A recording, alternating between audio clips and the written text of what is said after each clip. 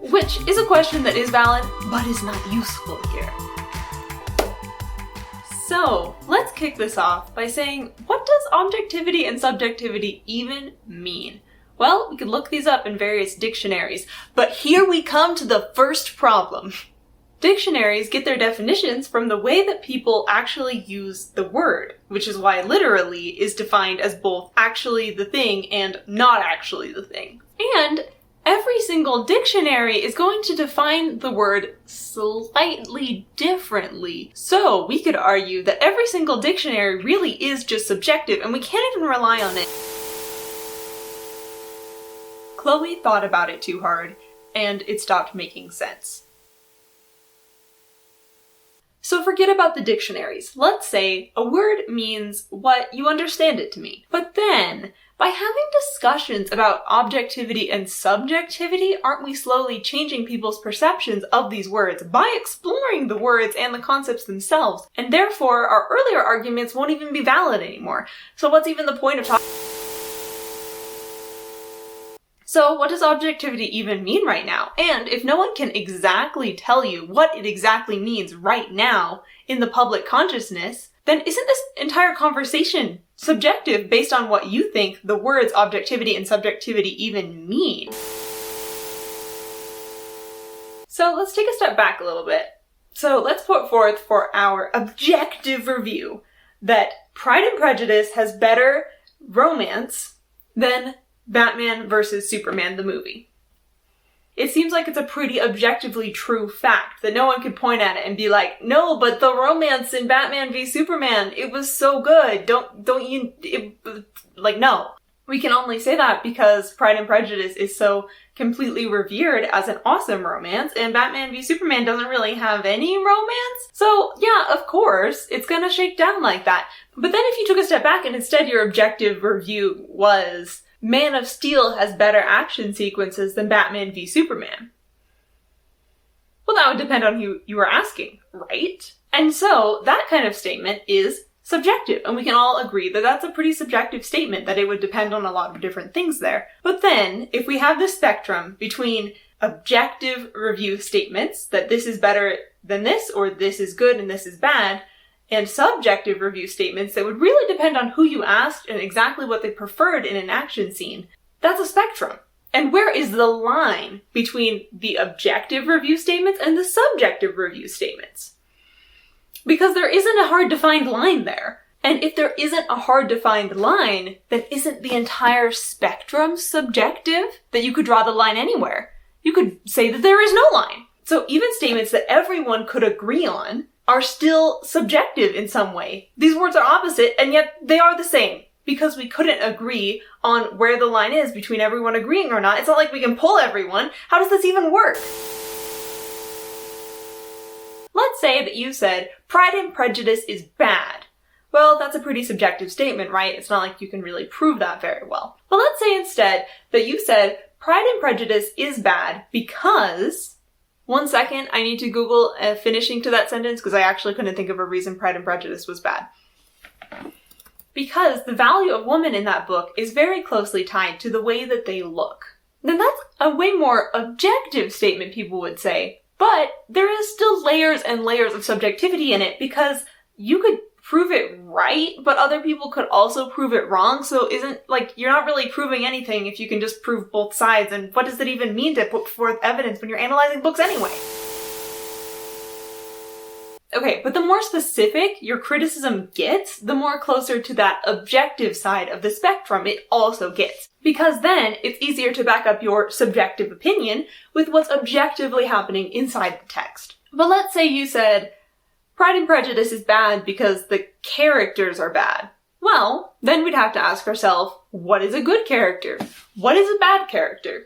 And in order to answer that question, we would have to have a baseline average of what everyone considered to be the dividing line between good characters and bad characters. I just don't think that actually exists, y'all. Because everyone is carrying around their own average based on their own life experiences. And theoretically, you could average everyone's averages and get like the societal average of what a good character is. And you could argue that everyone's average is like around the same location. So we can just, say that's like the average, whatever. But let's say you had only ever read Dr. Seuss books. Like, this was your entire media experience in life. So that is your baseline average. And then, working from that baseline, you go out and read Pride and Prejudice. And you might say, the characters in this book are amazing. It's so good. But, the prose, it was really lacking any sort of structure or meter or rhymes, so it was pretty bad. But then let's flip it. Let's say you had only read Dr. Seuss books for your entire life, and then you read Pride and Prejudice, and you're like, whoa, this prose, it's like how actual people kind of talk. And I love it. This is the best thing ever. But these characters, they're just like so complicated. Why do characters have to be so complicated? Because even reading all those Dr. Seuss books, all it gives you is your baseline average. And how do you even tell which side of the spectrum is the good side and which side of the spectrum is the bad side? So even if we could make a societal average point of what the average story quality was to compare things to, how would we even say which sides of the various craft spectrums were the good side or the bad side? Because it's all shifting with society anyways. But then, also, even if we don't know exactly what the average of good and bad is, we kind of know about where it is, right? Like, even if we can't objectively determine this is what is good and this is what is bad, we know whereabouts that average would be, right? Like, yeah, it's shifting, but, we're part of this culture. We interact with people. We can kind of tell, at least within our own communities and internet circles, what the good-bad dividing line is. And if the dividing line is here, and something is so bad, it's way on the edge of the spectrum, well, then we could all agree that, that's objectively bad. Or we'd say it was objectively bad, but really it was only 99.999999999%. There is a very small but completely improbable chance that the actual average is on the other side of that thing. Because we don't know exactly where it is, so we can't prove where it is. If all art critique, book reviews, etc. are subjective, what is the point of doing them? Because we're not coming any closer to an actual truth. Or at least, even if we did come closer to an actual truth, we couldn't actually prove that we had reached that truth, so it would be a little worthless. And so what even is art, if we're doing art critique? I would say that art is anything that communicates, but not in the 100% most efficient way. For example, most efficient way, 2 + 2 = 4. But then actually, you could do that in different fonts, and that's a form of communication of something else. And so, by talking about art, we are communicating something, especially with fun YouTube videos, which are designed to be entertaining. And so, by talking about art, we are making art. By making art, we are pushing the cultural baseline around of what makes good art, because we're introducing new things into the world and changing the average and public perception of what is good and what is bad in art.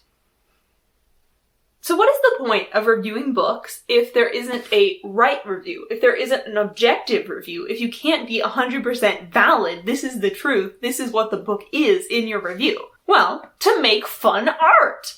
But if art is communication, the big question isn't, is it good?